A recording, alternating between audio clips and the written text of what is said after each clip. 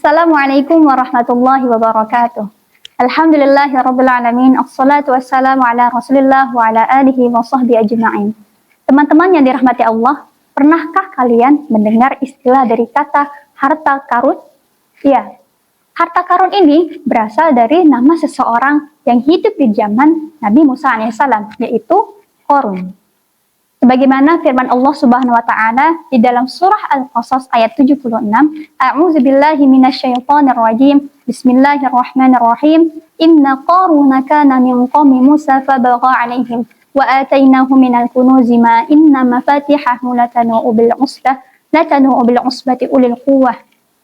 Di dalam ayat tersebut, Qarun merupakan golongan Nabi Musa alaihissalam, di mana di dalam kitab At-Tabari dijelaskan bahwasanya Qarun merupakan sepupu dari Nabi Musa alaihissalam.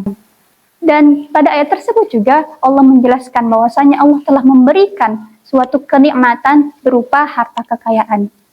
Pada sebelumnya, Qarun merupakan seseorang yang sangat rajin membaca Alkitab, yaitu kitab Taurat. Pada suatu hari, Qarun berpikir bahwasanya ia ingin menjadi orang kaya raya, agar dari harta yang dia dapatkan itu bisa membagi kepada sesamanya. Lalu dia pun memutuskan untuk mendatangi Nabi Musa agar Nabi Musa alaihissalam mau mendoakan Qarun kepada Allah Subhanahu wa taala agar diberikan kenikmatan, kelebihan berupa harta kekayaan.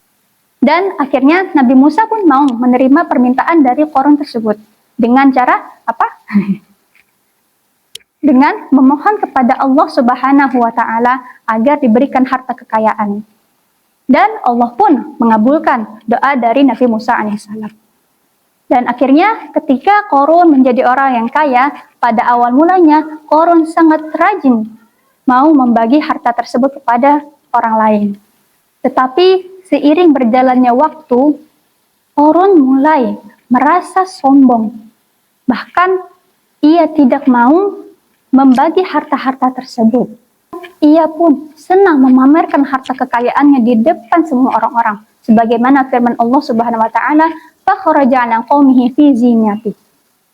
Pada saat itu, ketika Qarun keluar dari singgasananya, Qarun menampilkan atau menunjukkan semua kekayaannya dengan memperlihatkan dirinya dengan menggunakan pakaian atau seragam yang sangat mewah dan diiringi oleh ratusan wanita-wanita dengan berbaju merah dan juga pasukan-pasukan berkuda, ribuan banyaknya.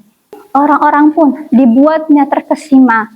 Bahkan di dalam Al-Quran pun dijelaskan bahwasanya mereka berkata, Qala alladhina yuriduna al-hayatad dunya ya laita lana mithla ma utiya Qarun innahu ladzu hawzin 'azim.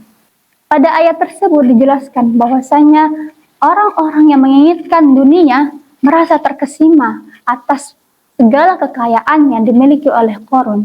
Bahkan ia berharap ingin seperti dia. Dan mereka pun merasa betapa beruntungnya Qarun tersebut.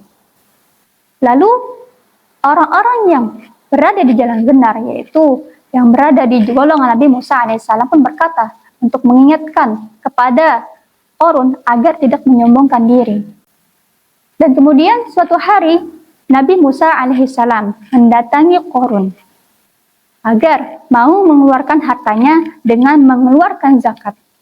Akan tetapi hal tersebut ditolak oleh Qarun. Justru dia merasa ini semua adalah hasil dari jerih payahnya. Sebagaimana firman Allah, Qala innama utituhu ala ilmin 'indi.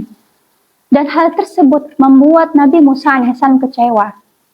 Hingga akhirnya Nabi Musa pun berdoa kepada Allah Subhanahu wa taala agar ditenggelamkannya Qarun bersama dengan harta-hartanya.